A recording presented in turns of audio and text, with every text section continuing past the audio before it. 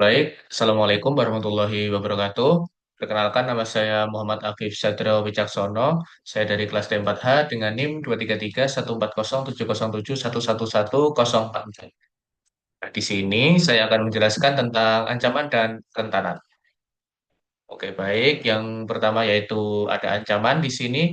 Ancaman adalah potensi bahaya yang dapat mengeksploitasi kerentanan untuk merusak sistem informasi atau sistem komputer. Contohnya yaitu ada malware, ada phishing, ada DDoS, ada identity thief, dan lain-lain.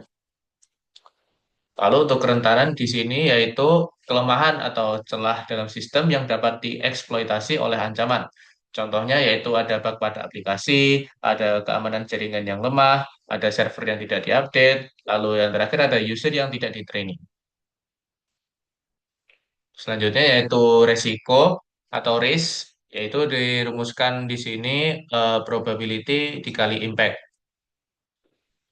Nah, ini adalah resiko matrix atau risk matrix yang di atas di sumbu Y ini ada probability atau kemungkinan, lalu yang di sumbu X atau yang horizontal ini ada impact atau dampak. Semakin tinggi probabilitas, maka semakin tinggi juga resikonya. Lalu semakin ke kanan impact-nya, maka semakin tinggi juga resikonya. Lalu di sini adalah contoh studi kasus. Studi kasusnya yaitu alamat email kantor dicantumkan di sosial media pribadi. Lalu di sini kita analisis apa resiko terhadap sistem informasinya, apakah low, medium, atau high. Kita analisis juga mitigasi resikonya bagaimana, probability-nya bagaimana, impact-nya bagaimana, lalu resiko probability kali impact-nya itu bagaimana. Lalu di sini misal low itu satu, medium dua, high itu tiga. Risk score-nya itu low satu kali satu, satu, medium itu dua kali dua, empat, high tiga kali tiga, sembilan. Nah, ini risk score-nya low itu kisaran antara skor satu sampai 3, medium itu 4 sampai 8, lalu high itu 9. Nah, di sini risk management-nya kalau misal low itu di accept atau diterima saja, lalu untuk manajemen risiko yang untuk skor medium itu ada reduce, dikurangi, atau transfer, ditransfer, dialihkan. Lalu untuk yang high ini avoid atau dihindari.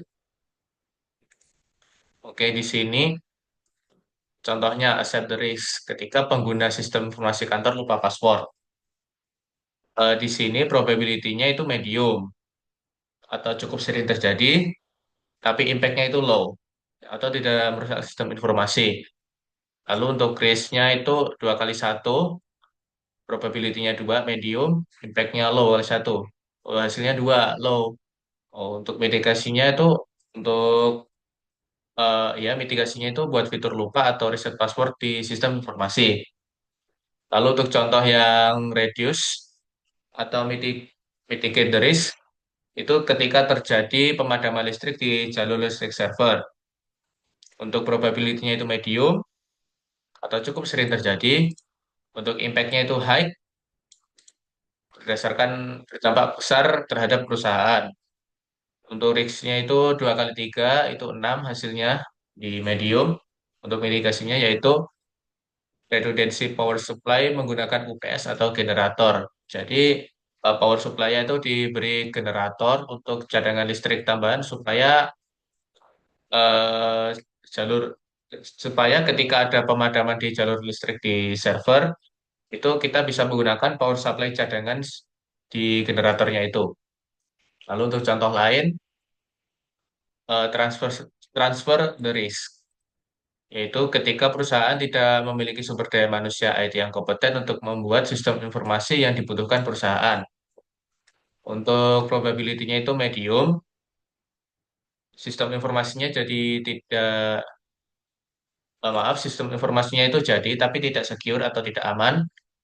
Lalu impact-nya, dampaknya itu high. Jika data bocor sangat berdampak ke perusahaan. Lalu kita hitung risk-nya itu 2 kali 3 sama dengan 6 di medium. Untuk mitigasinya penanganannya yaitu bayar pihak lain yang kompeten untuk membangun sistem informasi yang dibutuhkan. Lalu untuk contoh yang terakhir yaitu avoid, hindari resiko, yaitu pegawai menggunakan aplikasi bajakan untuk membantu pekerjaannya. Untuk kemungkinannya itu high, banyak pegawai yang menggunakan aplikasi bajakan. Lalu untuk impact atau dampaknya itu high, karena jika terdapat virus pada aplikasi bajakan tersebut, maka virus tersebut dapat merusak data perusahaan. Untuk risknya atau resikonya itu kita hitung 3 kali 3 sama dengan 9 atau high. Untuk mitigasinya atau penanganannya yaitu buat aturan terkait penggunaan aplikasi yang diizinkan atau dilarang. Seperti itu. Mungkin sekian penjelasan dari saya mengenai bab 3 ini. Kurang lebih mohon maaf. Wassalamualaikum warahmatullahi wabarakatuh.